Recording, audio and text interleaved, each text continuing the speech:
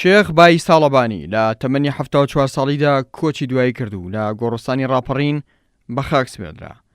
هاوڕێیان و ئەو کەسانەی کارێن لەگەڵدا کردووە، هەم وەک وەزیری دارایی و هەم وەک سەرۆکی دەستگای چاودێری دارایی یەکێتی نیشتیمانی کوردستان بە کەسێکی دەستپاک و ڕاستگۆی ناو دەبن کە هەمیشە هەوڵی داوە خزمەتی گەلەکەی خۆی بکات. بە شاهدی هەموو خەڵکیش لە ڕووی وەزیفە و چ ئیداری و چ مالی یەکێک لە پیاوە هەر سەرکەوتوەکان بووەوە وەکو ئەڵێ دۆست و دوژمن شاهدی بۆ دەدا و دەورێکی زۆری بینیوە لە ئیدارە و مالیە یەکێتی نیشتیمانی و حکوومەتی هەرێمی کوردستان و هەموو حاج قادر دەفەرمێ ئەوەی باقی بمێنێ هەرناوە پێم وابێ ناوی هەر دەمێنێ هەتا ئایامەکی زۆر و جگە لەوەش پیاوێکی چاکی بە خزمەتی دڵسۆزی خۆشمەشرەبی مەجلیس ئارای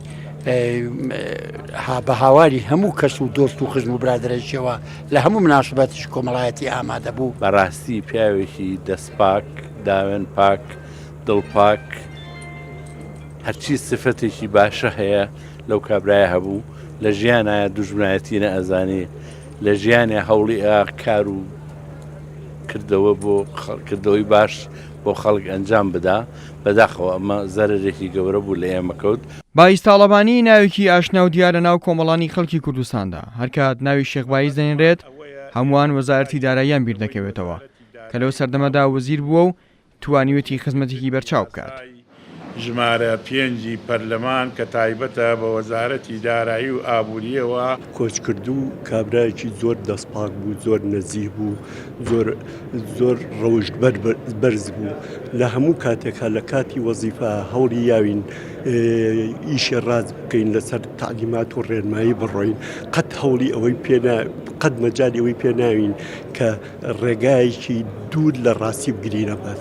ئەوەش وای کردبوو کە ناوبانگ و هینێکی گەورەی بڵاو بووە لە ناو برادەرانیش و لە ناو خەڵکی دەرەوەی هاوڵاتیانە. شێخ بای ساڵەبانی سەرۆکی دەستگای چاودێری دارایی یەکێتی بووە و لە ئیدارەی سلێمانیش وەزیری دارایی بووە.